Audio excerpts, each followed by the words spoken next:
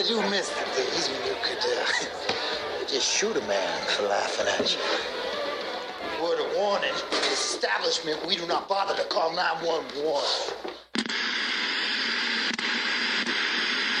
Cassidy got out, and now it's our turn. God's not gonna kick his own ass. What exactly is the question? My question is, if it breaks the spell and gets us the hell out of here, why don't we just kill her? Let me make one thing crystal clear. You bust up in my office like that ever again, I will cut your balls off and roll them like dice. You gonna blow on them first?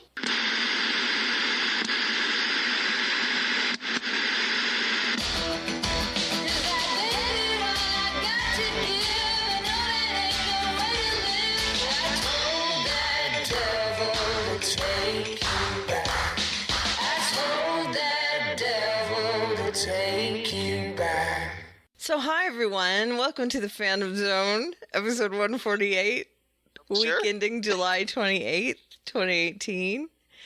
Welcome back, I am Karen. Are you sure? Yep. Right, I'm Charles, I think. Yep. And this week we're going to be talking about Preacher 305, Cloak and Dagger 109, Luke Cage 206, and Wynonna Earp 302. And before we talk about Wynonna... Bingo! Oh, wait, that sounds like bingo. No. Okay. Before we talk about Wynonna Earp 302, why don't we give the good news that Wynonna Earp was renewed for season 4 already? Yay! Yay! Unless you're Patrick Lugo, who's not a big fan of Wynonna Earp, apparently. Yeah, I know. Sorry, Patrick. Sorry, Patrick. Hey, seriously, we had to wait last year for a renewal until after the season ended, and so I love that they were proactive this year and they went ahead. Yeah, and you only had to wait one episode to get that renewal this year. That's fantastic. I'm really happy about that. Now, and we already have a renewal for Cloak and Dagger, which is great as well. I mean, Luke Cage season 3 is pretty much a lock, I'm guessing, and Preacher season 4 maybe. I don't know. We'll see. The ratings have been kind of yeah. So that I'd hold off on that Preacher yet. But AMC did renew Fear the Walking Dead this last week as well. Yes. So I got a season 5 pickup. So there's that. Hard to believe it's been season 5 of Fear the Walking Dead. I know. It seems like the new show on the block when it really is not. Right. Preacher's way newer than that. So yes. Yep. Very weird. I think Cloak and Dagger even newer. Yeah, well, Cloak and Dagger is way newer. Because, hey, it's only been the first season. Right. So we have a second season of Cloak and Dagger. And along those same lines, I mean, we get The Gifted back too this year. So we have some two kind of young Marvel shows coming back for a second season, which I like very much. Yes. Skewing younger, but I like them as well. So you got to get that next generation of Marvel fans. Right. I really dig that it's bringing in the younger people. So. Got to bring in the kids. You know, I know a lot of older fans are like, oh, why is this show geared toward young people? Because we need young people to get into comic books. That's what we need. Old people will die and they need to be replaced. Right. So let's bring them in now. I say that as an old person. Yeah, me too. Yeah. As an old person. Semi-old person. Yeah. Both of us are semi-old people. Semi-old. Quasi-old. Quasi. The Diet Coke of old. That's right. The Diet Coke of old. 1 calorie old. Not old enough. And speaking of old, let's talk about an old lady. Oh, I see what you did there. Very nice segue. Thank you. So we'll start with Preacher 305, The Coffin. The Coffin, directed by Millicent Shelton. Pay attention to that name because it may come up again this week. Mm-hmm. And written by Mary Laws. All right. Now, why will that come up again? You'll find out. Okay. It's a mystery. Ooh. Ooh, yeah. All right. Yeah, so Millicent Shelton. Remember that, Shelton. Remember that name. Okay. I have a couple of storylines here. Okay. A story, Duke It Out. Okay. The Duke. Okay, Pilgrim. Mm-hmm. B story, Witness Walk. I was so happy about that, by the way. I know, me too. I was flailing a lot during this episode. You're like doing the Kermit the Frog. Yeah. And I'll tell you why in a minute. I mean, it'll be here. Okay. B story, Witness Walk. And those were the 2 words that were in the crossword puzzle. 4-letter word for perambulate was walk. Oh, and the other one was witness. So this is Tulip's storyline, witness walk. Very clever. I like what you did with that. That's very thoughtful. Thank you. Well done. C story, swiped left. That is okay. That's got to be Cassidy. Mm-hmm. Yep. The South didn't rise again. Yeah, that's going to be that creepy bit of cosplay, which we really have to talk about. Yes, that's why I mentioned it here. And then you put, and I loved this, Jesus tap dancing Christ, because what a perfect way. That's why I know great. I know you usually do the A, B, and C, but I had to contribute because I came up with this, and it's kind of obvious, I thought, but it was just Jesus tap dancing Christ. Yeah, well, it kind of is perfect. I mean, it's spot on. Well, I think that's why they did it. I think that's why they had him tap dancing. Yeah, of course. As a nod to that phrase. Jesus tap dancing Christ. I mean, come on. Right. Okay, and before we get into it, I just want to say the reason I was flailing through all this is because they dropped in so many iconic comic book references in this one episode. We got the Duke. About time, in my opinion. The Duke. We got the lighter that says F communism on it. Right. We got Allfather D'Henrique. I can't pronounce it. D'Henrique. Thank you, D'Henrique. And we got Icarius and La Fond du Sang as well in this. Icarius, yeah. So now, if you're a Preacher comic fan, especially if you read recently the book 3 of the 6-book Preacher collection, there's a lot of stuff they're drawing from in this season out of that volume. Right. So if you want to kind of start digging through the comic references, that would be my recommendation of where to start. Right. But all this stuff came into this one episode, and I was just in love with it. I mean, it's more references, the better. Yeah, it was like an Easter egg hunt to end all Easter egg hunts in this one episode. The Duke especially is somebody that's been way overdue, because the Duke is this character in the comics that gives Jesse someone to kind of monologue against. Right. Or, to have a dialogue in his head. Right. So instead of just seeing like thought bubbles, he gets to talk to someone and to interface with. Right. And to have a conversation, at least to himself. Right.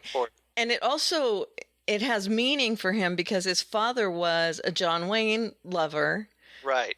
And there are a lot of parallels to his father, that maybe his father's spirit is speaking through this John Wayne allegory. Right. And that's one of the things that comes out of all this, is that it might actually be his father speaking to him. Right. So there's that. And also that the lighter that Jody has, he took it from Jesse's father when he killed him. Right. Which... Spoiler alert. Yep. But that lighter came from Jesse's father. Let's just say that's going to end up in somebody else's hands when this is all said and done. It should. Right. It better. It should. Yeah, it better. And it apparently was given to him by John Wayne.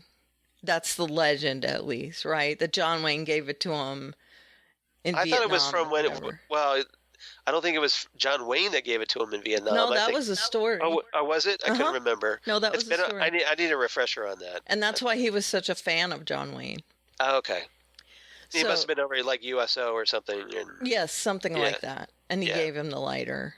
Yeah, so that's the story. And so when the Duke comes to visit him, it has all this heavy meaning for Jesse. So when he makes this appearance in this episode, it makes me jump up and down and say, thank you. You brought something else from the comic into the show. And, they can do an Elseworlds-ish sort of show as much as they want. It's fine with me as long as they stay in the spirit of the comic. But when they bring stuff in from the comics, that makes me so happy. Right. I mean, Jesus was not, or God was not on Earth in a dog costume. That never happened. Well, I think a lot of the criticism of the show has been that it strays too far from the comics. Yeah. And so now that we're finally getting some references, yeah, it's like, we're getting water to a thirsty a person dying of thirst. Right, here. right. And I still like the show. I don't care how far it strays, to be honest, as long as I enjoy it. But, I loved this one. And Allfather, oh my God. Yeah.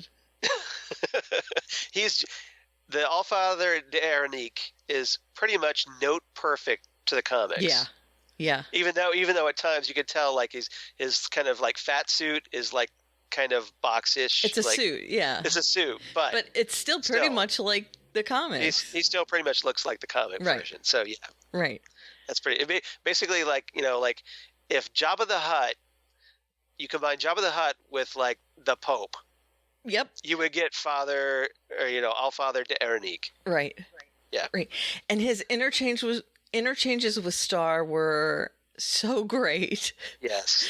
Because Star just does not want to do I love what that he it was says. like they were talking over an iPad. Yeah. Yeah. It was so funny. It was hilarious. All right, so we got to talk about this. Okay, so we have been kind of talking. So we Duke it out. Jesse is on the outs with Grandma because they think he let Cassidy go, and so they put him in this coffin, and he's trying to get out. Now he's talking to the Duke in his head, and this is the same coffin that he was put in as a kid. As a kid, right? As punishment, right? And of course, Tulip, which had been hooked up with a hose. So that he can breathe under there, but he can't escape because he's under all this water. Right.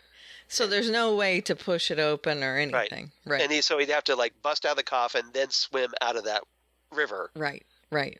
The bog or whatever, the swamp. Yeah, the bog. Yeah, exactly. So, and you can tell he's been in it a lot because Tulip's name has been carved in there, and Jesse kind of reminisces of like when he carved Tulip's name into the coffin and stuff. So. Right, and he's flashing back to a lot of stuff. And again, it's probably because he's been locked in it again that he sees the Duke, because it's something that he did when he was younger too. Right. So the Duke is helping him to fend off these bad memories by killing all these people from the train. But the Duke actually kind of shores him up and says, don't kill the people off the train, stop the train. Yeah, and I kind of love the way they did that because they shot it in black and white. Oh, so good. And it made it look like a Western movie. Mm-hmm. And so, yeah, it was very cool the way they did that. Yeah, they even made it kind of blurry and jumpy, which I dug a lot. Right.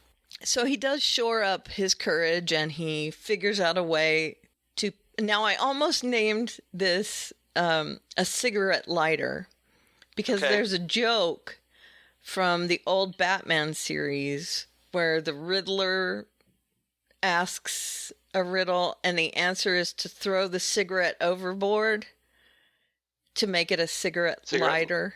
Okay, got it. But anyway, that was dumb, so I put Duke it out.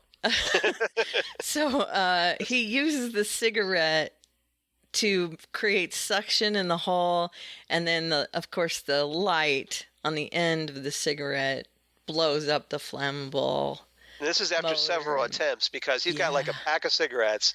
Now he takes one of the cigarettes and breaks it in half so he can plug his ears for the water. He uses the filters. The filters. Yeah. And then he tries to light one, goes under the water, it fizzles. Right. And again, repeat.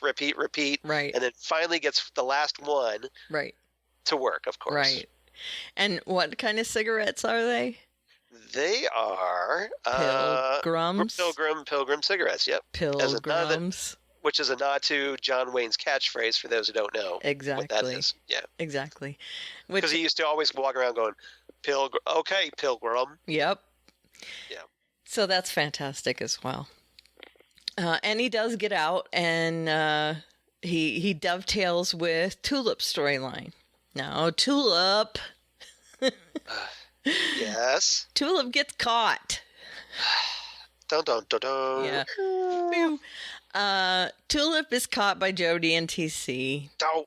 And she's being held captive. Now, Jody is watching her, and she manages to get one up on Jody. Right. And she chains him to the radiator. Right. And then TC comes to check on her, and she bonks him over the head. Okay. Yeah, there was this great exchange we have to talk about real quick. When Jody barged into this room early in the episode to take on Jesse, and then Tulip went toe-to-toe with TC, and what's playing? Ow, Werewolves of London. Yeah. Dun, dun. And we had just talked about that. Yeah, it's true. So that was funny. What played at the end of the episode? I don't know. I don't either, but the whole sequence I thought was pretty. Yeah, that was good.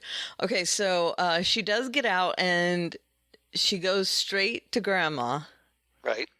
And she and Grandma have a tussle while Grandma has a knife, and she ends up choking out Grandma, right, where she falls dead as well. Jesse, because as Tulip finds out, they're connected. Right. Jesse walks in just in time to see them both dead on the floor, tries to revive Tulip. Yeah. But of course, Tulip's not going to wake up because... And TC's like, well, you might want to revive Grandma because that's the only way you're going to get Tulip back. Right.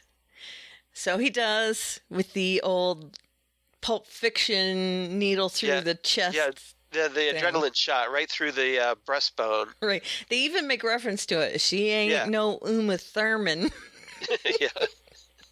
So yeah, you jab it right into the heart because you have to stab it in there apparently hard enough to break the bone, but careful not to break the needle. Right. You have to make it through your sternum. Yes, to reach the heart. Right. Ouchie. To give that adrenaline shot. Right. And then, of course, you wake up right, gasping. And Grandma ain't doing so good. Nope. At the end there. But, of course... and her wig finally falls off. Oh, my God. That was so great, right? So I was like, yes. She's got the scraggly hair. And can I just say, Betty Buckley is killing it. Yep. Right? I was so glad she had Gollum hair. So good. Hashtag Gollum hair. Yeah, and she is having Gollum hair. I haven't even seen those movies, and I know exactly what you're talking about. Thank you. And it's kind of a predominant pulp culture icon. Yeah, now. It is. Yeah. That. And she says, "I'm going to eat her soul." It's so creepy too. Yeah. Yeah, she's killing it. Yeah, she really is. Literally. She's killing it. She is so Grandma in this role. I mean, right. The hair and everything. Okay, so there's that. And we'll get to how that is resolved in a minute. Right. Okay, so there's all that. Now, swipe left. Cassidy is now in New Orleans. And he goes on their equivalent of Tinder, the vampire equivalent of Tinder. Yeah. So he's got a dating app called like Bite Me. Oh yes, it is called Bite Me. And so so he's apparently chatting up with someone he thinks is another vampire. Right. But and they're having a nice date. Yeah. And they decide to go into the restroom for an interlude. Yeah. And she takes a moment to pop in. This girl's name is Lisa, by the way. Right. To pop in some fake teeth. Yeah, she pops in and like all of a sudden pulls out the plastic fangs. Yeah, and he's like, oh man. She's not a real vampire, and she wants him to bite her neck. And this deserves the fail music. Yeah, it kind of does. Hold on. He is so let down that he wasn't able to hook up with another vampire. Yeah. Especially one that he liked. And she was all happy that like, hey, you look exactly like your profile picture. Right? Right? And he says she does too, and they're really getting along at dinner. And he's all cleaned up and looks nice and everything. He's got a weird shirt on because Cassidy does not He's not very fashion forward. Right. It says cowboy on it. But it's good for cats. Yeah, and it's backwards because it's inside out. It's inside out. Yes, right. Yes. Right. So couldn't even think to put on the shirt properly. Who cares? It's clean. Yeah, it's good for Cassidy. Right. Yes. And he has a jacket on, a sports coat. I mean, come on, a sports coat. When does he have a sports coat on? That's, like a blazer over a inside-out shirt. Come on, that is the height of sophistication for Cassidy. That is. That's like putting on the Ritz for Cassidy. Now, when he finds out this chick is not a vampire, he goes vampire on her and scares her. Yeah, he pulls it. He lets out the fangs, so we finally get to see the fangs again. Which is awesome. I love it when that happens. And so she freaks out, and he does that. And he calls her a poser. Right, he does. He's not happy. And he never lied to her. You know, he said, how long have you been a vampire? And he said 85 years, and she said 200. Yeah, she made up Come on. Yeah. Yeah, so... So then he goes and it's like, damn it, and then he goes to get hammered at the bar. Right, and he takes all those pills that... who's the guy who created the show? Garth Ennis. No, created the show. The Sam Catlin, and the comedian Seth Rogen. Seth Rogen is the guy who sells him the pills. Oh, okay, yeah, that was a good. I forgot about that. Yeah, that was Seth Rogen. So Seth Rogen. Of course it is because Seth Rogen is a stoner. Right. Big time stoner. And I don't think I'm going to get in trouble for saying that. Oh, no, you're not. Yeah. So Seth Rogen sells him the pills, and he calls them horse tranquilizers. And so he's taking the whole bottle sitting there. And I love, he's taking a drink of both bottles of booze that he orders off the bar, and then he just throws the whole bottle of pills in his mouth, and one pill is hanging Yeah. It's kind of dangling off his lip. You know, like a cigarette. Like the guy from Bloom County. Oh, yeah, Steve Dallas. Steve Dallas. He always has... Yeah, it has a cigarette dangling from his lip. Right, yeah. Right, one. Yeah. So he's got one pill just hanging off his lip, and he's chewing. Right. With the one pill hanging off. It is kind of charming, actually. I thought it was charming that he was sitting there, and he just couldn't care less. Yep. And who's at the bar with him, though? Of course, it's Featherstone. Because, in disguise. Because they have a plan to bring Cassidy in order to ransom him. She still has a banged up nose. Big time. In order to ransom him to bring Jesse in. Right. So the Grail just kind of swoops in and grabs him and swoops right back out. Right. All right. Let's go to Jesus Tap Dancing Christ. Jesus, tap dancing Christ. Right.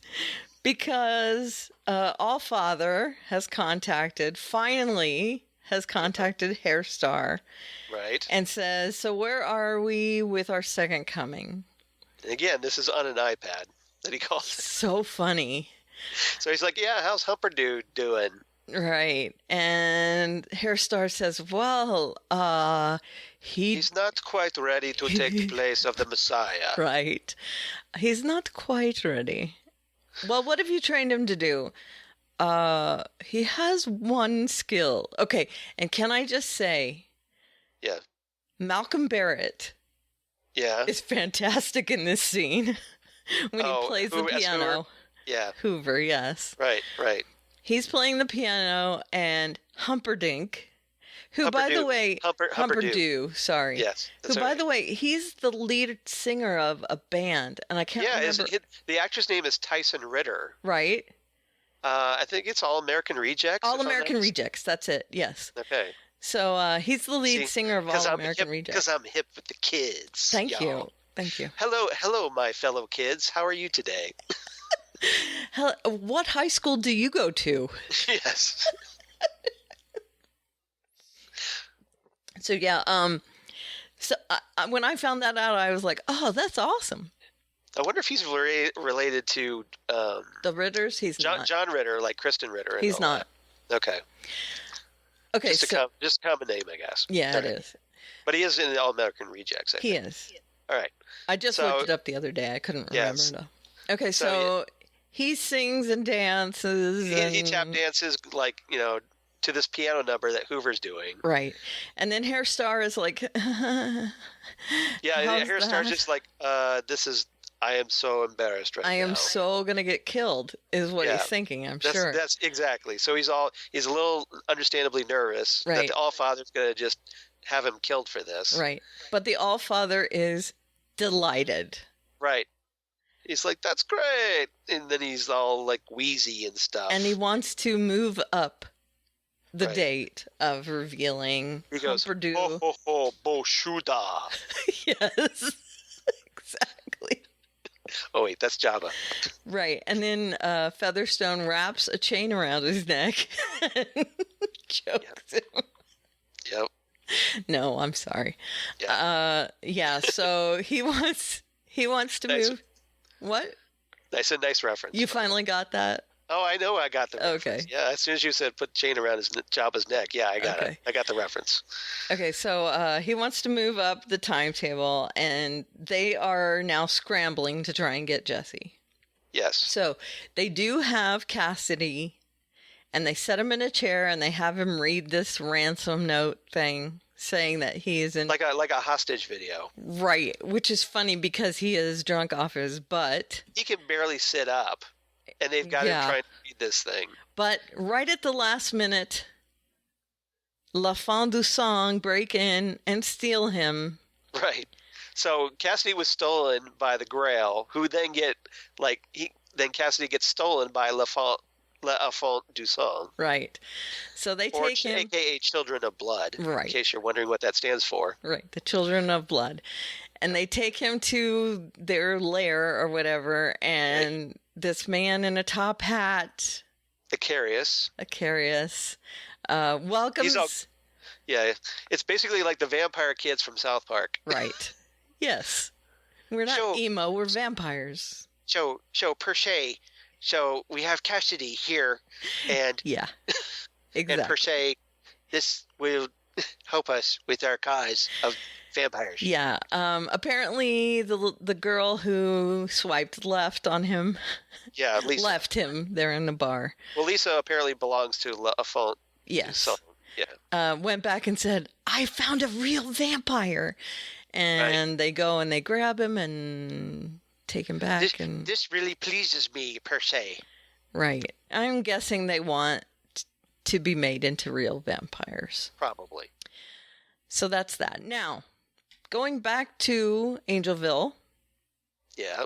Now that they know that Grandma is ill and Tulip depends on it, they're all working for the same thing, to save Grandma. Yeah, it's in everybody's interest to keep the old bag alive. For now. And TC says, well, in order to keep her alive, we got to find someone for her to feed on. So she needs a soul. And they're all looking at each other. And right at the last minute, they all kind of lunge at each other. Yeah. TC's like, she needs to eat. Yeah. We need to get a soul. Jody votes that they use Tulip's soul. And then Jesse steps in. And then they start throwing down with each other. Right. And a song plays, but I can't remember what it is. I can't remember the song either. Yeah. I can look it up. I think that's where we're left. Yeah. Yeah, that's pretty much it. Oh, we didn't talk about the South didn't rise again. Yeah, we didn't talk about that, which needs talking about. But it can be pulled out as any time sort of. All right, you talk about that. I'll look this song title up. TC tries to cheer Grandma up and take her mind off things by doing a little role play. This is something apparently they do on a regular basis. Often. Right. It's something they've been through. So Grandma is dressed up like a Southern belle. And this is something that's completely different from the comics, to say the least. Yes.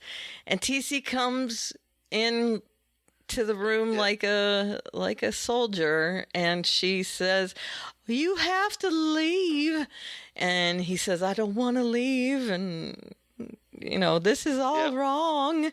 And it's basically like this whole Civil War reenactment thing, and she's like a Southern belle, and he's his soldier who's apparently like married to someone, and he is not her husband, so it's a forbidden love type thing. And he goes to like reach under her dress, but he is not feeling it. And she doesn't like that. She reaches and tries to check to see if he's into it, and finds out he's not. Right. He seems distracted. You can get my gist. There. As in the South didn't rise again. We don't need to talk about this anymore. Okay, no. And so that's when her wig comes off, and she decides, I'm not going to be distracted anymore. We got to take out Tulip. Yeah. She wants to eat her soul. Now, you notice she doesn't say, I want to kill Tulip. I want to eat her soul. Because Tulip will still be alive. She'll just be like one of those zombies that's down in tombs. Okay, I have the song titles, by the way. Okay, great. So the song where Cassidy gets drunk in a bar, as Featherstone is watching him, is called "A Woman 73." Okay. It's by a guy named John. That's the guy's. I think I'm able to play it.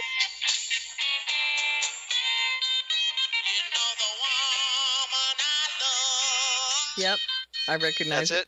That's it. And then the other song is where Cassidy wakes up surrounded by the L'Enfant du Song, is a song called Vals des Marionnettes by Ella Allaire. Okay. And I can't play that one. Okay. It doesn't have a link for that one. All right. So there you go. All right, so thank you. Now we know.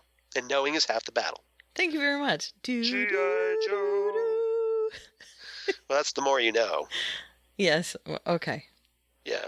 6 of one, half a dozen of the other. I've heard it both ways. I have. I've heard it both ways. All right. So I think that's everything. Yeah. I loved this episode so much. Yeah, this was a crazy Preacher episode. So consequently, it gets a very crazy rating from both of us. It does. What's your rating? I give it 9 crazy mixed up iconic appearances. Yeah. And I give it 9 plastic fangs. Teeth. I showed my teeth plastic first. Novelty fangs. I should have called it that. Plastic novelty fangs. That's good. Novelty fangs. Okay. Yeah. All right. Excellente. So, all right, second show. On to Cloak and Dagger 109 Backbreaker. The penultimate episode of the first season. That's right, and I'm still wondering why it's where it is. I mean, I like it. It's good for what it is, but it's still treading water. Mm-hmm. It seems like the season finale, though, we saw the trailer for that, and that at least looks like on target. Yeah. Well, so on target for episode 5. This season probably could have been about 6 episodes. Yeah. I'm just saying. Yeah, I agree. It started really strong and then kind of kept treading water. Mm-hmm. And this episode is no different. Written by Nicole Levy and Peter Calloway, directed by Jeff Woolnall. Oh, hey, you said you were going to mention the director of that episode again. Or has she just directed something else? Just wait for it. Wait for it. Okay. Wait for it. Yep. Patience. All right. That's a Psych reference too. By the way. Sean says, wait for it. A lot. Okay. Okay, so you have to get some Psych sound bites for our show. Why? You don't watch it, so. Well, I'll get the references now, sort of. Okay, so A Story, A Hero's Journey. Yeah. And that's a lot of meanings, but, you know, it's... Well, but that's one of the things that they cover is, like, this whole Joseph Campbell, the power of myth thing. Right. That the Father Delgado... Right, he was writing it on the board. And it kind of goes throughout the whole episode. Teaching this to the kids, yeah. Right. So it's essentially like, used as a metaphor for the whole episode. Right. Waxing and Waning, and that's Elvira and her aunt. Evita. She did it again. Dun, dun, dun. So take a drink, everybody. me. Yep. Evita and her aunt. So Evita, you're gonna have to write that on a Post-it. Evita makes a wax on, wax off. A wax thing of Tandy. Dagger. Tandy, yeah. So her mom's like 3 printing stuff, and then her aunt. Yes, Aunt Chantel. Yeah. Auntie Chantel, that's it. And then, so she's 3D printing, but Evita is carving. Right. Probably out of a candle or something. Right. Yeah, so her aunt is out, like, spitting everywhere. That's where we start this off. Right. Where Auntie Chantel is, like, doing this voodoo ritual, and she's, like, marking spots in the city by, like, walking around, drawing some chalk symbols on particular spots, and then taking a swig of rum, spewing out. Right. So waste of a good rum, if you ask me. Very irritating, too. Where's the rum gone? Right. To quote, everyone who drinks rum. Jack Sparrow. Captain Morgan. Yeah. And my C-story is a liar and a thief. Yeah. And that's obviously Tandy. And Liam. And yep. Is that his name, Liam? I think it's Liam. Yeah. Let's see. Yeah, it is Liam. You're right. So, yeah, because Tandy gets cleaned out in this episode. She sure does. She's a Baroque. And I don't mean the music. No. Baroque. Okay, that's good. All right. I was even on key. Yep, you were. All right. So a hero's journey, and this really is like the whole episode. A lot of people are included in this hero's journey. O'Reilly is included in this as well because she's at her lowest point right now. Her boyfriend was just killed. Fridged. As we talked about last week. And she's on the road to supervillainy. She sure is. And Connors is pretty much facing no consequences for his actions. No, because O'Reilly literally gets kicked to the curb in this episode. Right, and all the other cops in that bar are just watching it happen. Yeah, they're just like, oh, that's awesome. Yeah. Okay, cool. Got any more beer? Yeah. Everyone good? Everyone? Yeah, because Connors has everyone under his thumb. In his pocket, yeah. So apparently she works for a completely corrupt police department. Right. So yeah, she is just can't trust a popo. As far down as she can be. And I love how everyone is talking about how great her ex is in the bar until Connors gets there, and then all of a sudden they're all quiet. Right. Oh yeah, Fuchs was great, but O'Reilly, who cares? Well, and then Connors is doing this toast. Hey, here's to Fuchs, who, I had killed. Who I killed and stuffed in a fridge. Right. Because I was reading Green Lantern. Mm-hmm. We talked about that. So. Yes. I can't be more mad. The Ron Mars. I couldn't be more angry. Right. Yeah. I'm Shenandler Babing. Okay. So there's that. She's on her quote-unquote hero's journey. I mean, it's not a hero's journey, but more like a villain's journey. Yeah. Is what she's on. And then... Because her whole system is failing her. Yes. Then Tyrone, of course, he and his mother and father get brought down to the precinct, and they get told that Connors was brought in for the murder of their son and his brother. Right. And that it was a policeman who did it. But all they do is leave. Yeah. And this drives Tyrone insane because his parents, once again, are going, oh, well, that's okay. Thanks for telling us. We appreciate it. Right. You all have a nice day now. Right. And Tyrone walks out of the station, and Tyrone just like, wait, I was right. Right. And why aren't you all happy and hey, I helped figure this out, and nothing from you guys. Right. He is very frustrated with the way things are happening. Man. Right. So He takes it out on a kid in school. So he's angry and just beats the crap out of this dude that just happened to bump into him in the hallway. Yeah, not great. And then he ends up like busted, of course, for it, and brought into detention or whatever with Father Delgado. Right. And then made to like hold heavy history books or something in outstretched arms. Right. He's made to hold these heavy books in his outstretched arms until he's ready to talk. Right. And Father Delgado leaves, and then he comes back and he said, "Are you ready to talk yet?" And Tyrone's like, "No, you know."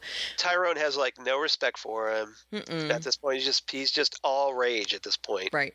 And then finally he gets mad and he throws the books down and he grabs Father Delgado to find out.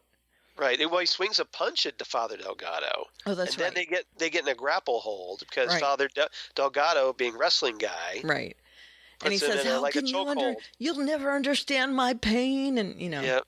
And then he sees that Father Delgado apparently, while driving drunk, killed someone.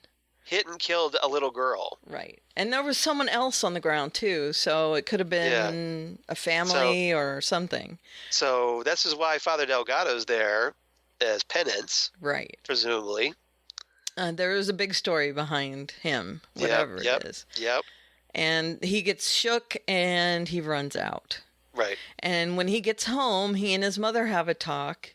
And his mother says, "I don't want to lose both of you. And this is why we don't pursue it. Because if a cop shot one son and the other son sees it and is the only witness to it, then we're not going to let them know." Right, because they're going to just go after you now. Right. You're the only witness? No, thank you. We keep that on the down low. But it's finally a straight talk, though, from his mom. Instead of this all denial and, all behind the scenes. Now, mind you, the whole time that he is beating up this kid on the ground, his mother is at Roxxon getting a memo about some corners being cut or something. Didn't you get the memo? Right. And she goes off on the people at work. Right. So she's also taking things out at work. She's starting to lose it a little bit. Right. She's finally cracking. Right. So when she gets home, she's ready to talk as well. And I think that's a catharsis for both of them. So probably. There's that. And then Tandy and Ava, what is that her name? Ava? Evita? No. Oh. The girl, the daughter of the other Roxxon. Oh, yeah. That is, hold on. Nina, thank you. Yeah. Okay, so Nina calls her. With an M. Oh, Mina, thank you, yes. Mina, like Dracula Mina? Right. Yeah. Mina calls her and offers her a job with Roxxon. And she is a little taken aback by that. Well, first Nina calls her and has her over for lunch, right? Something like that. And then she offers her this job at Roxxon. Yeah, so she's all happy. Right. And, because she's Mina, we've seen her up to this point as this very optimistic crusader, eco-warrior. Mm-hmm. And Tandy is the complete opposite at the moment. Yes. Tandy has become literally an emotional vampire. Yes, and this is what she's doing. She is finding people. Using her powers. Right, and touching them and seeing their hopes and then stealing them in order to feel good. So it's like she's a junkie. Yeah, she's using her powers as a drug to cope with all the crap. Right. Because she can't cope normally. And the first time you see that is she's with some guy she brought home from a bar. And then she does she do it to Mina next? She does Mina next. Right. And she kind of turns her into a downy clowny because the next time we see Mina after that, she's all kind of pissed off as she goes to that Roxxon site at the end. Right. So Mina is like Snow White.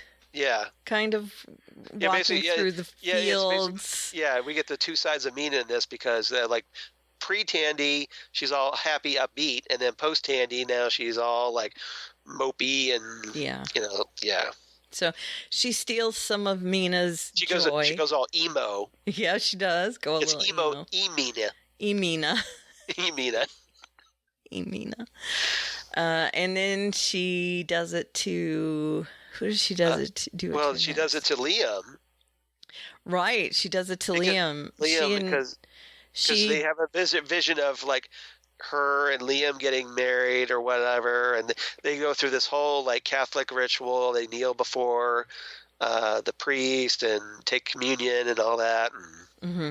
Yeah, she finally bails him out of jail. Right. She finally shows up. Right. And he's Takes like, him to hey, the where have church. you been like all season? Right.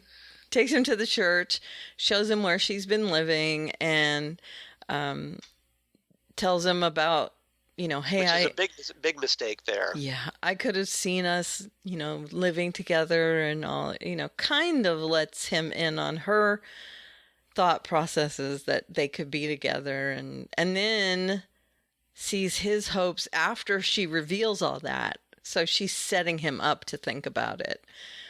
And then steals that from him. Yes. And then, and as she's doing that, the doors to the church open. Right. In his vision. In the vision. And Tyrone walks in. Right. And that is, Tyrone sees the doors in the vision of Father... the father. Father Delgado. Father Delgado. Yeah, right. And he walks through those, and it just so happens on the other side of those doors. He just kind of keeps walking, and then he comes across the church and walks through the doors. Right. So his vision of Father Delgado connects to Tandy's vision. Right. Because they're connected. Right. And so they can interact in each other's visions. Right. She is not happy about that. So she goes to see him outside his school. Right. And he and Evita are talking at that point. And Evita's there like maybe 2 seconds trying to warn Tyrone, like, hey, I can help you. Right. Because her aunt has had a chat with her about him. And then all of a sudden Tandy shows up. Right. Stay out of my head. Yeah. She's so mad. And he's like, do you think I want to be in your head? And she touches Evita, and Evita can resist her. Well, yeah, because she tries to steal Evita's life force, but hey, surprise. Evita pushes her away. She's like, get out, or no, or whatever. You don't. Pushes her away. And then she realizes that Tandy is the second half of the divine pairing. That's right. And that's when she goes home and carves the little wax figure. Yeah, the fetish. Right. And then Tandy goes back to the church and finds that Liam...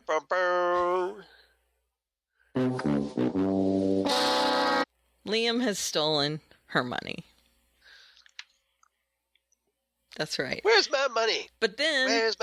Where's my money? After all that, we go to Mina.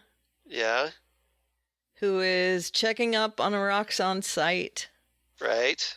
And she sees the two jerk-offs who she doesn't like from Roxxon. Right. And they are just about to look at something. Yep. But, whoops. They explode. They go boom. Yep. And then Tandy ends up back at her mom's house. And her mom is being held hostage by that water delivery assassin. That's right. From earlier in the season that torched the office of Greg or whatever his name was. Yeah.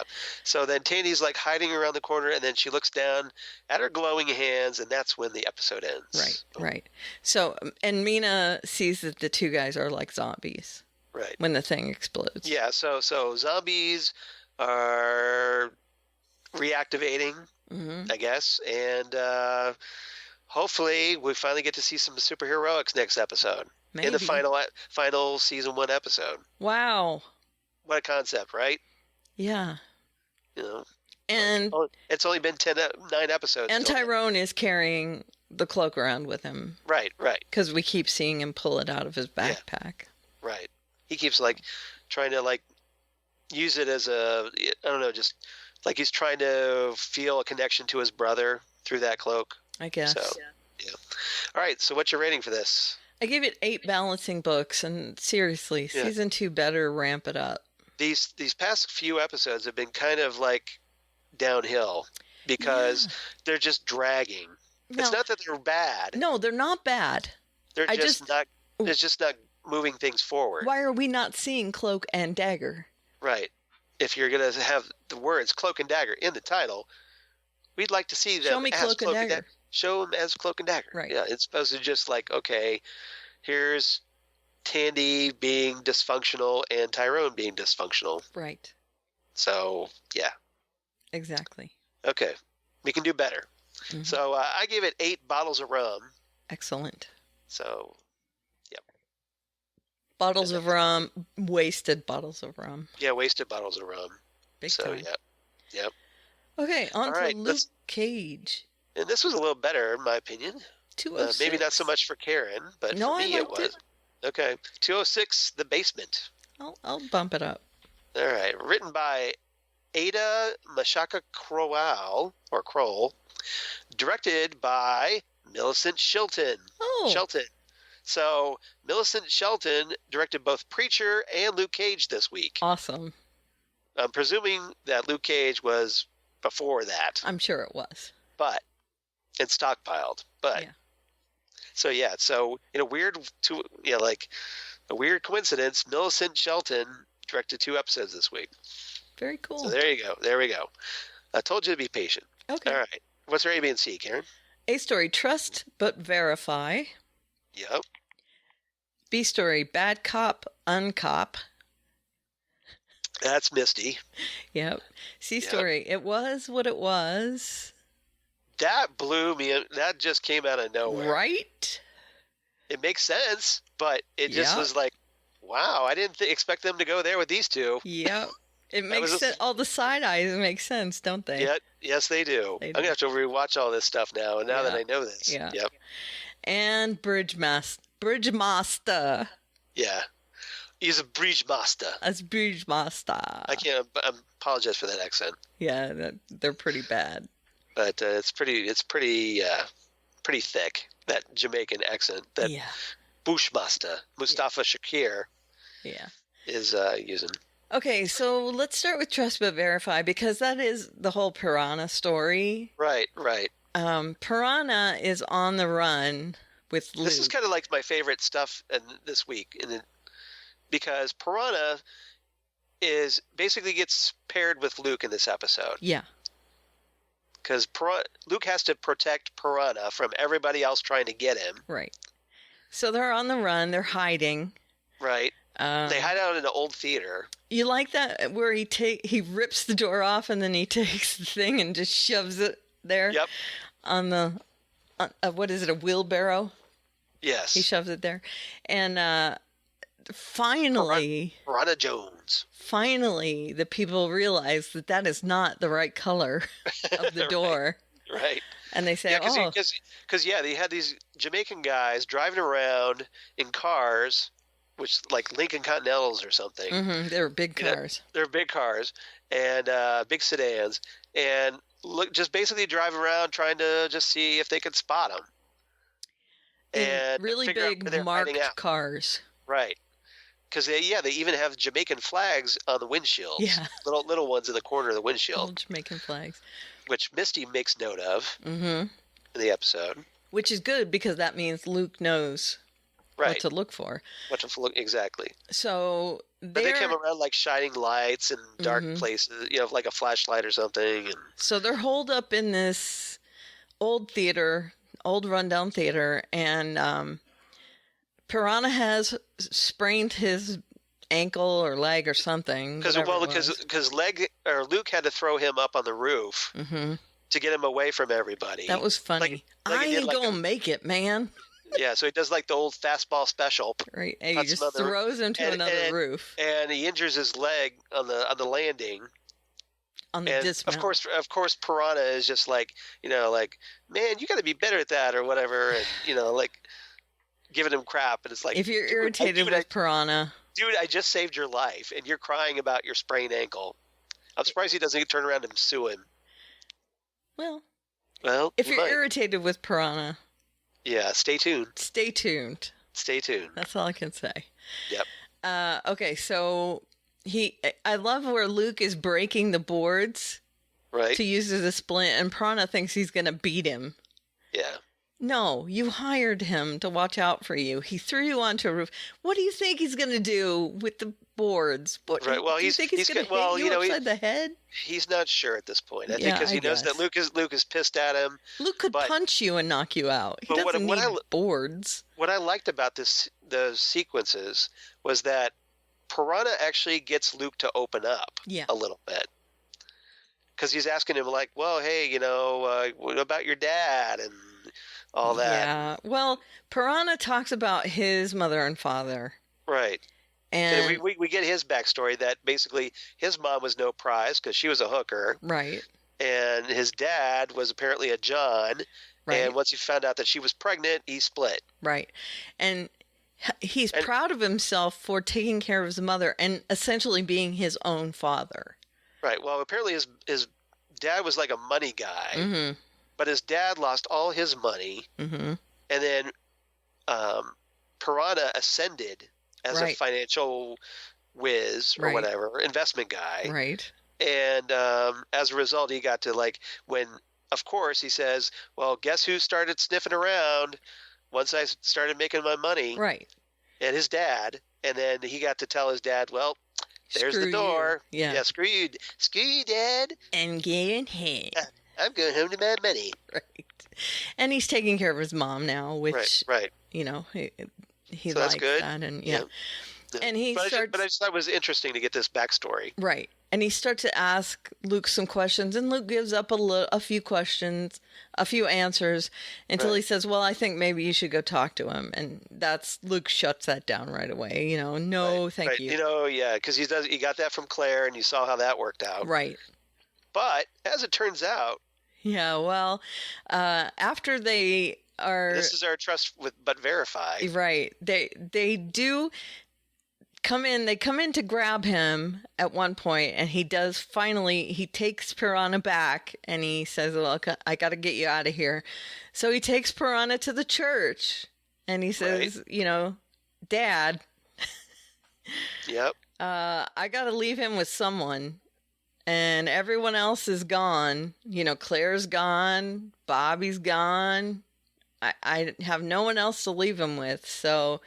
You're pretty much my last chance. So I got to leave him with you. And, that's it. Now, after that is the Bridgemaster storyline. And this is where he talks to Bushmaster and he says, I challenge you to a fight. Yeah, he calls him up on one of his goons' phones. Right. And he says, if you win, you can have Piranha. And if I win, you leave Harlem alone. Right. And this is where I shake my head really hard because... Yeah. Really? You think Bushmaster's going to fight fair? Well, it's Luke. He's a little naive here, yes. But, I think it's just more like, well, okay, I'm going to... give him a chance at least. Yeah, I guess. To see if I can do this peacefully. Yeah. I'm guessing that's what he was thinking. I think so, but please. But yeah, it's the not. Dude is already not fighting. Dude obviously has no sense of honor, as we find out during what was a pretty good fight. It was a great because they meet up on this bridge, and where they get this walkway bridge. Pretty even. They get to they throw down, and then Luke gets the upper hand and basically is pretty much won the fight until Bushmaster cheats by spraying voodoo dust or whatever that paralyzes Luke. Right, and then knocks him off the bridge. That pushes him off. It's like, see ya. And then he falls into the water and he's paralyzed, drowning. Right. Which presumably could be one of the ways to kill Luke. Could be. Because you don't need to be invulnerability doesn't stop drowning. Right. Right? Just saying. He's okay, though. Well, yeah, because we got a whole half a season left. Right, because so, we're only on the 6th episode. He's only on episode 6, so guessing he's going to turn out just fine. Right. Okay, so then we have all the Mariah fallout because... That was a good cliffhanger. Because where we left off last episode, she opened up the doors to her new clinic to show that there were 3 severed heads. Well, now she's down at the station, and Misty desperately wants to interrogate her.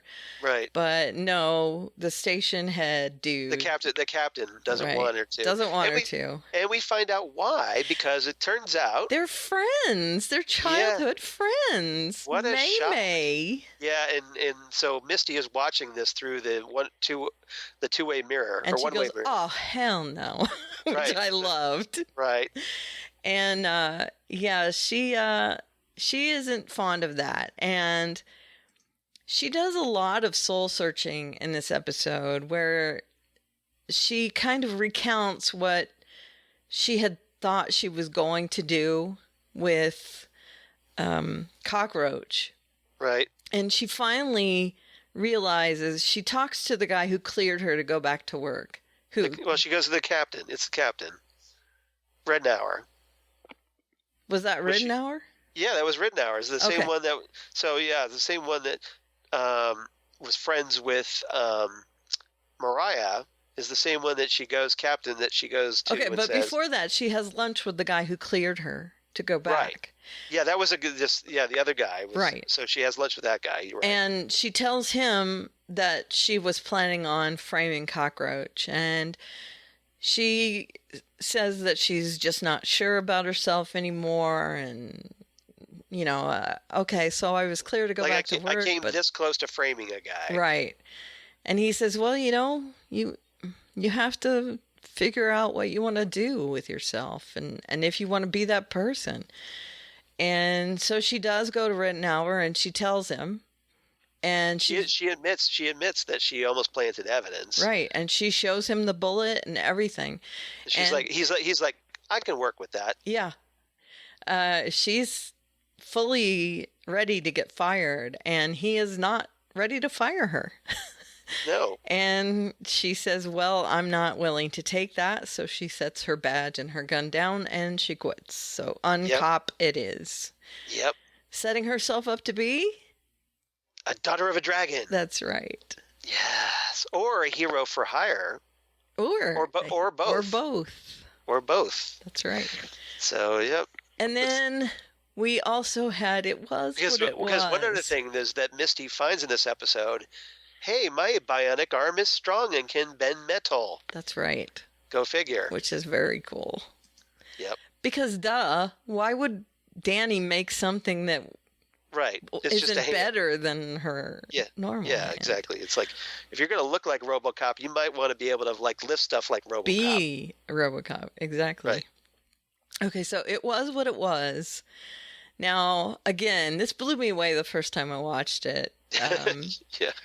Shades of Comanche. Now, I tried to plant a hint for you back when I said Comanche's kind of giving the side eye to Mariah and Shades. I wasn't even connecting. But you didn't even think about it. So, I did. Yeah. I needed a better hint.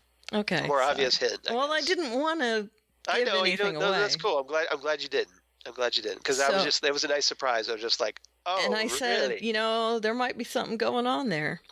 Yeah. So apparently Shades and Comanche were in jail together, and someone picked up the soap, is all I'm saying. Well, they make a comment. Let's put it a little nicer than that. Okay, I'm sorry. They were just like, well, hey. They had a relationship. They had a relationship because they said that it's how we survived that place. Right. So yeah, I was crass. I'm sorry. Yeah. Yeah. No, they had a relationship in jail, and they had each other's back. I mean, had each other's back. I mean, for reals. And they apparently it made them very close as a result. Right. And so they're brothers out when they're out of prison. And then Shades kept telling Comanche, what was in prison stays in prison. Yes. That's exactly what he's saying. And Comanche's just like, maybe not for me. Not for me is what he's saying. He's saying... Right. So Comanche is just like, I'm willing to pick this back up. Yeah, he's all in to the relationship. Yeah. Shades is not. Shades. Right. Now, I think part of that is that he wants a sugar mama. He wants Mariah. Well, they do have this really good discussion, and I really like that scene. Mm-hmm. Where they're kind of back to back with their guns, waiting for guys to come in. Yeah. Oh, and the setup was good too. When he's talking to Comanche and he's saying, the dealers keep their best stuff. And he goes into the cabinet. He pulls out all the great weapons that he kept out of the sale. And then Comanche's like, "I thought you got rid of those." And he's like, "Nope, not everything." Yep. Yeah. So they take all their guns, their weapons, and they go to They're expecting a big shootout to the barbershop. Yeah. Yeah. So they're sitting back to back and they're having this talk. And what were you going to say? Well, I was just going to say that Shades gives this good monologue about where he's going. Look, don't you want something better from your life? Don't you want to be more than just a gangster? Right. And that's where his head is at. But Comanche's just like, well, I'm actually okay with being a gangster. That's what I am. Yeah. And an informant.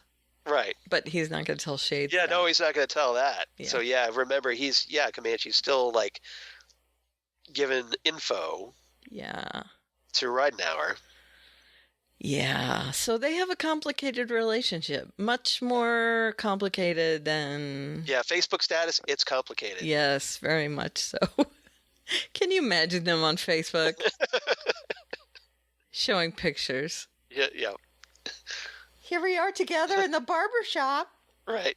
Taking a picture. I leaned back to take a fake picture of myself. Yeah, I was going to say, you might want to, describe what you just did. That was so stupid. Talking into a microphone. All right. I think that's just about everything. Yeah. Yeah, I think that was the big stuff. Yeah. So, but that was a surprise. It's a really good episode, I thought. Yep. And we'll see what happens. But presumably Luke gets out of the river, and things will start clicking. It's now a lock that he gets out of the river. Misty's got some free time on her hand. Mm-hmm. Get it? I see what you did there. And so, yeah. All right. What is your rating? My rating is 8.5 splints that are probably a little too tight. Okay, so you did upgrade your rating. I did, just now. Yeah. Because it's better than Cloak and Dagger. Because talking about that, you have to kind of, And I give it 8.5 surrendered police badges. Mm-hmm. Badges? We don't need no stinking badges. She doesn't. No. She absolutely doesn't. Bionic Misty does not need your badge. No. Luke Cage is really good this season. Yeah. It's much more of a drama this season. I mean, it was good. But it seems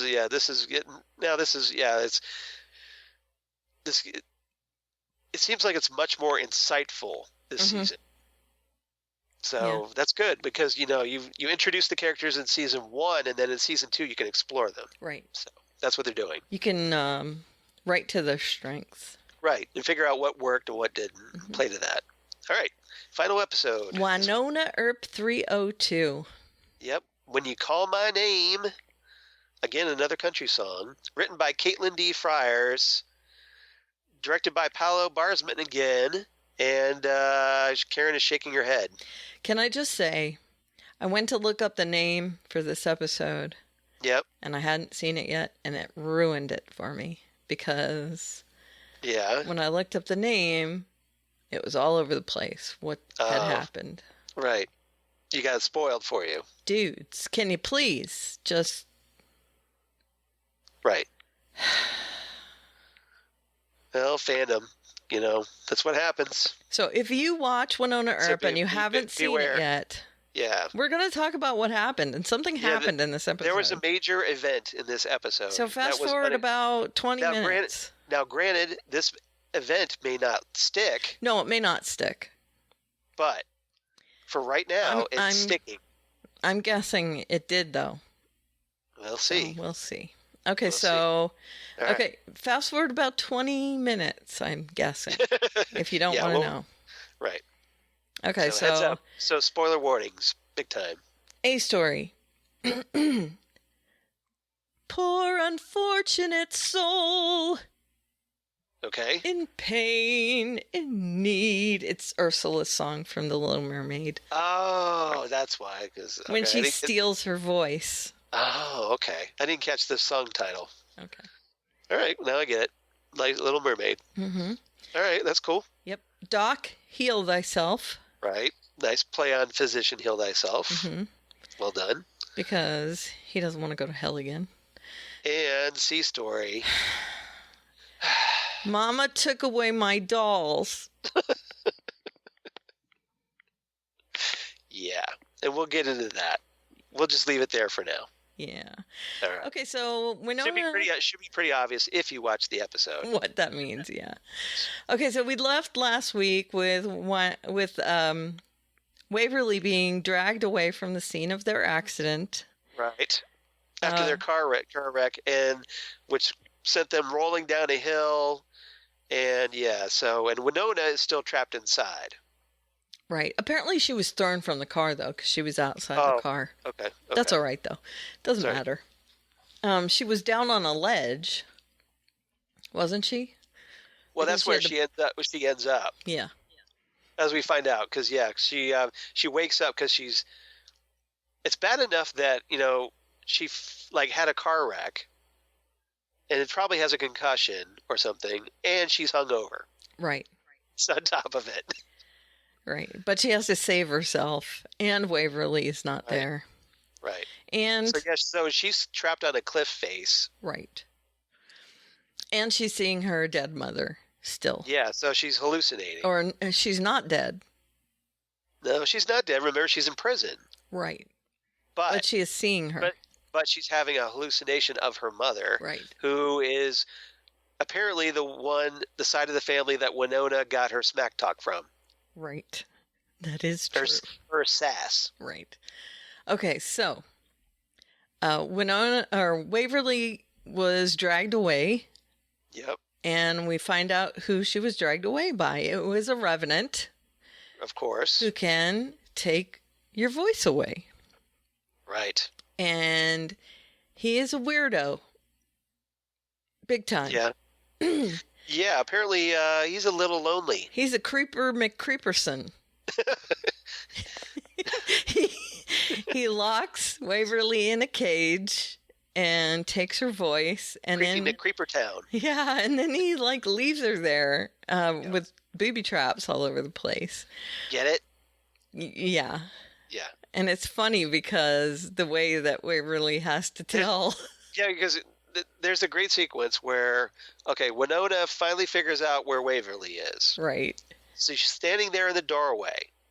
Okay. Right. Waverly tells her to stop. Yeah, Waverly's gesturing. She can't talk. Right. She's in a cage, mm-hmm. and she has to mime stuff. Right. So she's like, "Hold it, stop." Right. Stop in the doorway. Right. Stop, putting her hands up, and then she is trying to convey the idea of booby traps to Wynonna. Right. So she's touching her boobs. So how does she do it? She lifts up her boobs, right. Grabs it, and Wynonna's underwire. Right. Yeah. Separate. Corset. Yeah. Right. Yeah. So she's saying all this stuff. Support.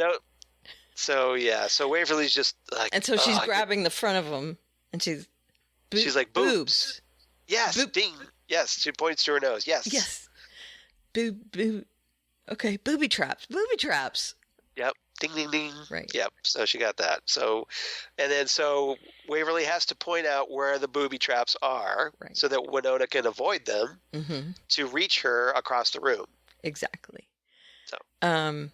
Yeah, and so she does actually get her out, and it's a pretty funny sequence. Yeah, and the guy who steals her voice calls Nicole and uses Waverly's voice to tell her everything's okay, which was weird too. Yeah, that was. Yeah. Just to hear Waverly's voice come out of this weird revenant dude. Yes. Right. And everybody is tied up in this thing. So they're all kind of converging on the car accident. Yeah. Because someone tells Nicole that there was a car accident with the truck, and so she oh my goodness, there was a car accident. So she goes out there and she realizes it's their truck, and she goes running, and then Nicole and Doc, who are out there, they call or Jeremy, or Judd, and then get a hold of it. And there's basically that, or is that how Doc finds out from Jeremy? I think so. Okay. It's a whole mess, but anyway, they all end up out there. Yeah. And Nicole is hanging off the cliff at one point, right? Hanging onto a rope, and Wynonna is trying to pull her up, and then it's Waverly that jumps out and pulls her back up, right? The two sisters pull her up. Right. So they pull her up, and I have all this too. It's so complicated, this episode. It was good, though, I thought. Oh, it was fantastic. It's just, they're always so insanely complicated. So anyway, there's all this mess happening, right? Right. But the Revenant comes back, and there's so much stuff happening with them saving Nicole and all this other stuff that Jeremy hasn't had time to tell them that his medication hasn't been working right. Right. And finally he says, look, it's not working right. He may be going crazy. And so part of what's going on is that, all right, while they're trying to, they realize that Nicole realizes that she has to go down the cliff to get Peacemaker back. Right, because the gun. Right. So Peacemaker is at the, where Wynonna left it because she had to leave it to get up the cliff. Right. She couldn't reach it. And so they couldn't take out the Revenant without Peacemaker. Right. So in order to do that, they have to get Peacemaker back. So she goes down there, just as she's about to grab it, though, this guy, one of Bulshar's hired goons, the really quick Revenant, this guy named Lord Bandicus, right, cuts the rope from the Jeep, and then Wynonna and Doc barely grab it before Nicole falls. Right. So. And that's when Waverly. But then that leaves it down to Doc or Dolls to save the day. Right. Right. So Dolls has to. How much took away my Dolls? Right. And so Dolls has to attack that guy, and they end up fighting each other. And Dolls gets rid of him, but he also gets hurt, and he's not breathing at the end. And Waverly's because basically unleashes this dragon breath sphere on the dude, and Crispy fries him. Right. And Wynonna is holding Dolls at the end when he's not breathing, and she's like, wake up, wake up, wake up. And her mother appears again and says, you have to let him go. Because and his heart stops and he dies. He's not alive, And she is inconsolable. And Wynonna Earp fans are like, Dolls, no, exactly. No. Now, the Doc Heal Thyself thing was earlier when Doc and Dolls have a conversation, and he is still super angry at Dolls for killing him. Oddly enough. Go figure. And he says that he doesn't think he can change his destiny because when he died, he went to hell. And it doesn't seem to matter what he does that's good in the world, he's going to go to hell. And Doll says, I don't believe that. I think that you can still do good and work your way back into the good graces of God. And he says, well, I think I've sealed my fate already. And so they have a bit of a discussion over that. And Doc doesn't think he can change fate. Right. So that is me saying, Doc, heal thyself. And of course, I'm guessing that means Doc is going to try and do a lot of good stuff this season, right? In order to try not to go to hell, because he did not enjoy that experience. Right. So that's it. So we'll see. I don't think we've seen the last of Dolls. Okay. It's all over the news that he left the show. Oh, is it? Kind of. Okay, well, maybe it is. I didn't realize the actor left the show. I don't know, though. I mean, it's just, why did that character die? It seemed weird to like kill him off in episode 2 if you're not going to bring him back. I know. So we'll see. But, maybe his contract ran out. I don't know. Maybe. But, so, yeah. So. I'm very upset about it. You seem upset about it. I am. I don't like to see dolls die. I like dolls. That's why I'm hoping they'll bring him back. Me too. But I'm still wondering, like, okay, why isn't Nicole the sheriff by now? I agree. We said that last week, too. Yep. I like her. She should be. Yeah. Maybe she will be soon. Yeah. But there's no more Black Badge, so I guess there's no real reason to That's true. have dolls around. But it doesn't say he left the show. Unfortunately, he's their only black character, so yeah. You might want to do something about that. Yeah. Just saying. He didn't leave the show, or at least it doesn't say he did. So. Okay, so there's hope, everybody. Yeah. He's coming back. I have a feeling. Okay. Something will happen. Some crusade that Wynonna will go on to bring dolls back. Okay. Because if Doc can come back, dolls can come back. That is true. Right? Maybe he'll know what it feels like now. Yeah, maybe he'll come back as Revenant. Or no, he can't. Well, he's a dragon, so maybe not. Yeah, so maybe not. But something. Okay. So we'll see. So what do you give it? I like this episode again. I like this episode. It was super hectic and everything. Well, We're not doing it justice, but no, because we got a big focus on Wynonna, trying to survive and going through all this crap, right? Because she's stuck at the bottom of this cliff face, right? And interacting with her hallucination of her mom and trying to find Waverly, and it was really good. It was super. I mean, it's hard for us to recap it because it really was complicated. Right. But it was super good. I really enjoyed it. Yeah, I give it 8.5 dislocated arms because she had to pop her arm back in. That was early on. Yeah, it was early on, but still she had to do that. Yeah. To get it. Yeah, so. And I gave it. I'm ashamed of my grade. It's the same as yours, but 8.5 booby traps tee-hee, I put. Because booby traps. Because booby. Yeah, exactly. Because I'm 13. Yep. And again, we mentioned Wynonna was renewed for season 4 already. Hooray. Hooray. Hooray. So we'll see if Dolls comes back. We will. We'll see that. All right. So we don't have Justina feedback, as I understand, this week. No feedback from Justina. Now, we did get some feedback on the Twitter machine from Patrick Lugo. I hope I'm pronouncing that right, Patrick. Unless it's Lugo, but I'm guessing it's Lugo. A.K.A. @RebelAvenger219. So that's a pretty cool handle, @RebelAvenger. It is. So I'll give you props for that. Who asked, basically sent us a GIF and said, can we please start getting timestamps in the episode description for each show covered? I'd like to be able to skip past shows like Preacher and Wynonna Earp that I don't watch or care for! ! Yeah. So we'd like for you to kind of listen to the whole show. There's that. But, because you miss our funny jokes sometimes, right, even if you don't. I get it. Right. Because we'll use them in the sections that you do like. Right. So, right.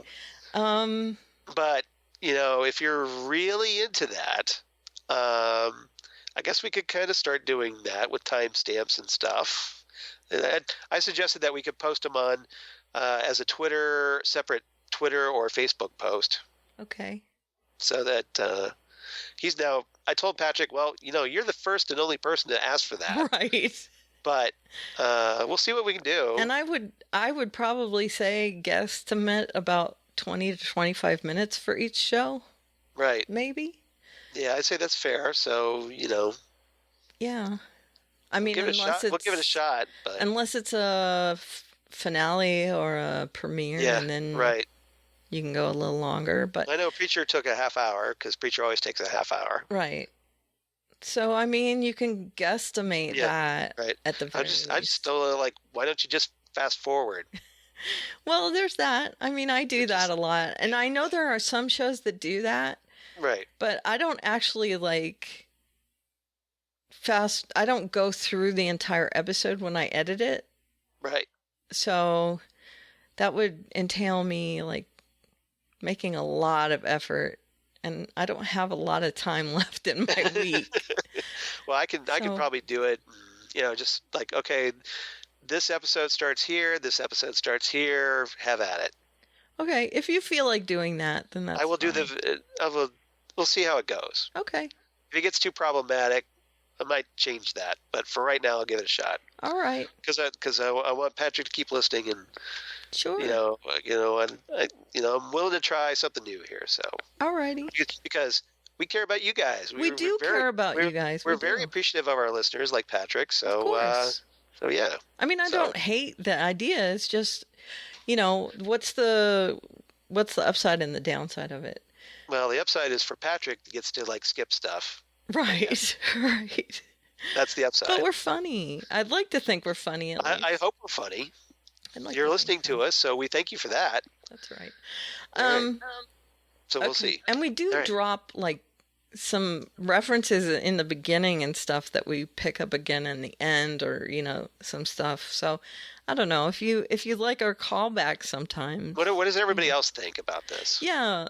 Tell us. Let's open this up. Should we do that or not do that, or what do you? What does everybody think? Yeah, we'll open it up to it does take some effort to do something like that. So let us know. All right. And we did have. And keep in mind, I have 4 podcasts. So. Me too.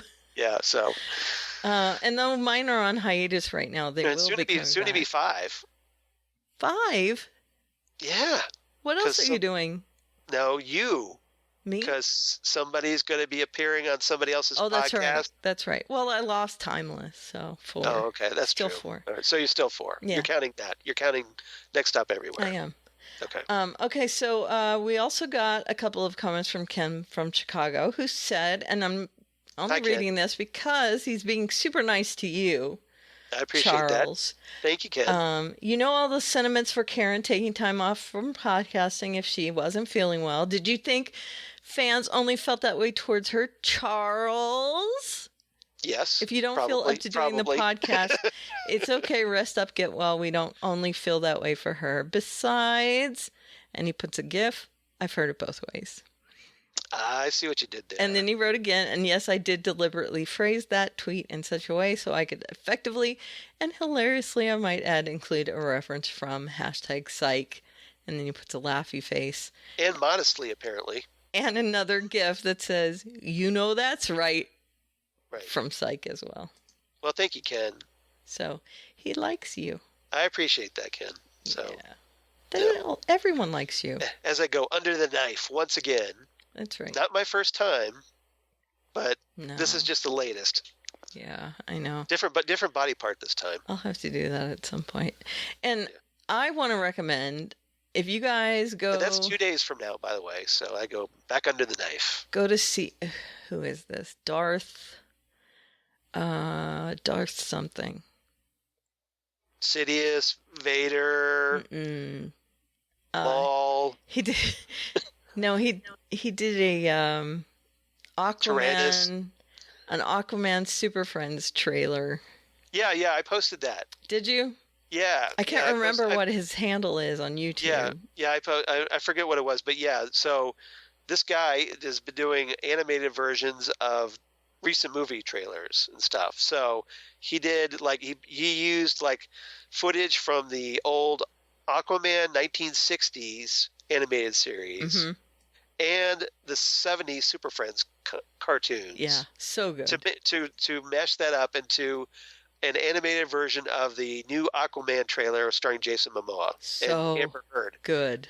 Yeah, it's really good. Really well edited. They even have a goat in there. Yes, they do. They have the goat in there. It is so good. And his name is Darth something. Yeah. I can't remember what it is. Everybody wants him to do the Shazam version. Yes, I do. That's going to be tricky, though. And by there's the way, only the TV show from the 70s. Can I just say Shazam looks like Chuck and Big smashed up together. That's basically what it is. Yeah. Well, the way Jeff Johns wrote Shazam is basically like, yeah, that's the DC superhero version of Big. Yeah. Well, that's his take. Chuck is Zach Levi with the intersect in his head. Yeah. So he can do special things. Okay. And it's Zach Levi being able to do special things. Right. Got it. Okay. So it's that plus that little child whimsy. Yes. So plus Big. I mean, it's essentially those two things smashed up together. I know you didn't watch Chuck, but it's that. I know a lot of people did. So yeah. All right. That's fair. It is. All right. So okay. Anyway, if you want to be like Patrick, and you want to reach us on the Twitter machine, and Ken, thank you. You can reach us on the Twitter machine at Fandom Zone at Fandom Zone Cast on Twitter. That's right. And then you can reach us on the email. That's right. fandomzonecast@gmail.com. The Gmail, or the Gmail. That's nice. Yes. Or you can reach us on our Facebook page, the Fandom Zone Podcast, appropriate enough. Mm-hmm. No, though. No, you mean if you want to do the website thing. Fandom Zone Podcast, yes. You can just do a search for the Fandom Zone Podcast. Sure. And we'll come up. Yes. That's the easy way. Okay. But yeah, you're instead right. of typing in an address, it's just to search for the Fandom Zone Podcast and we'll come up. Right. Or you can drop us or, reach us on Apple Podcasts. That'd be great. Mm-hmm. And you can rate and review us because that helps people find us. Mm-hmm. So we'd appreciate that as well. Mm-hmm. You guys would be awesome if you did that. Big time. You're awesomer, I should say. We would love that. More awesome. And Karen, where can they reach you on the interwebs? Well, we're also on Instagram. Oh, yes. We're now, thank you for reminding me. I have to update my sheet. We're now also on the Instagrams. So at that Fandom Zone Podcast. At Fandom Zone Podcast, if you'd like to follow us, where we put up special made little teasers of our upcoming episodes. Yay. So, which we'll be recording that after we record this. That's right. So. And they're train wrecks of the best kind. They are. Well. They are, but we'll get better. They're fun. Okay. And you can find me on the Twitter machine at Aleveria, Aleveria, on the Twitter machine. And there's a link in my bio to my blog at which you can find all my other links. And of course, I'm at Charles Skaggs on the Twitter machine, at Charles Skaggs on the Instagram, Google Plus for all you crazy kids on the Google Plus. And Facebook, of course, Charles Skaggs in Hilliard, Ohio. Or, my blog of geeky things. Damn good coffee and hot. Damn good coffee and hot. Where I talk about all the shows that we talk about on the Fandom Zone podcast. And more. Including all kinds of comic books, sci-fi trailers, and news like, hey, Carrie Fisher is going to be in the new Star Wars movie, even though she's dead. So and has been that's dead. Cool. For a long time. But that's cool, though. They're going to use footage from that was never released from Star Wars The Force Awakens to give her a send-off. That's good. So be prepared to bring your Kleenex boxes because you know that when you see Leia as a Force ghost standing next to Luke Skywalker, the tears, the feels will be huge. Yeah. Yeah. And also got some news that I haven't posted yet. So this is special, that Supergirl has cast Rona Mitra as Mercy Graves. That's right. So a little bit of casting news there. Mm-hmm. I did see that. So I need to post it on Damn Good Coffee, but you guys heard it first before I do that. So, all right. So anything else before we send off? Not that I know of. All right. So thanks, everybody, for listening to the Phantom Zone podcast. And thanks for the suggestions. And, let us know what you think about this whole, time stamping idea thing. So drop us a line, and we'll see you next time right here on the Phantom Zone podcast. Bye, everyone.